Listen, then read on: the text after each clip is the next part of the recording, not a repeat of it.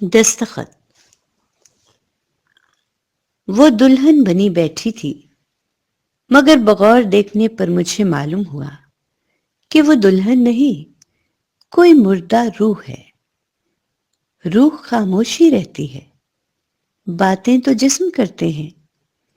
اس کی ماں نے بھی اسے جسم ہی سمجھا تھا، تبھی اس نے جسم سے گفتگو کے لیے ایک دوسرے جسم کو تلاش کیا تھا۔ اس کی چپ کا تالا زنگ آلود تھا، کسی چابی سے نہیں کھلتا تھا۔ پھر بارات آ گئی، کمرہ خالی ہو گیا۔ اب صرف وہ اور میں دو انسان کمرے میں رہ گئے تھے، باقی سب چیزیں تھیں۔ میں نے اس کے ہاتھ کو دیکھا، اس کی سجی سنوری شبیہ کو دیکھا اور اس کے کاندھے پہ ہاتھ رکھا۔ میری آنکھوں کا سوال اس کی آنکھوں نے پڑھا۔ شاید یہی وہ لمحہ تھا جب وہ اس سوال کو حل کرنا چاہتی تھی۔ تبھی اس کی گہری چپ ایک آہ سے ٹوٹی۔ اس نے کہا، میں شادی نہیں کرنا چاہتی تھی، مگر ماں، جانتی ہو، نکاح نامے پہ میرے نام کے دستخط میرے ہاتھوں نے نہیں کیے، ماں کے ہاتھوں نے کیے ہیں۔ اگر وہ میرے ہاتھ تھے بھی تو ان میں روح نہیں تھی۔ حیرت میری آنکھ سے آنسو بن کے چھلک پڑی۔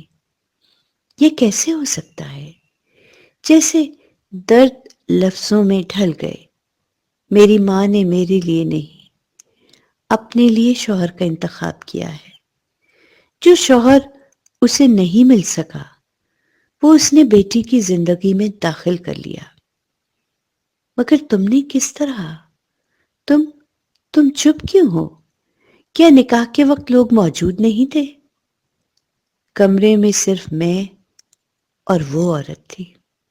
سچ کہوں تو سب مائیں اپنے لیے ہی شوہر تلاش کرتی ہیں،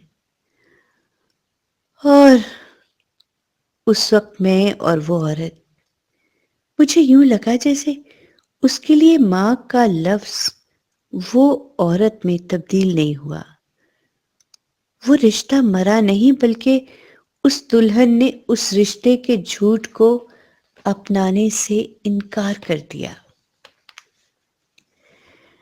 تبھی وہ اپنے عمل سے اچانک وہ عورت جیسی اجنبی اور قابل نفرت بن گئی۔ پھر کیسے ہوا یہ سب؟ مجھے علم ہے، مجھے کیا کرنا ہے، یہ کہہ کر وہ کمرے سے باہر چلی گئی۔ میں اسے جاتے ہوئے دیکھنے کے سوا کچھ بھی نہیں کر سکی۔ میرے پاؤں آج تک اسی کمرے میں کھڑے ہیں، اور میں خود جانے کہاں ہوں۔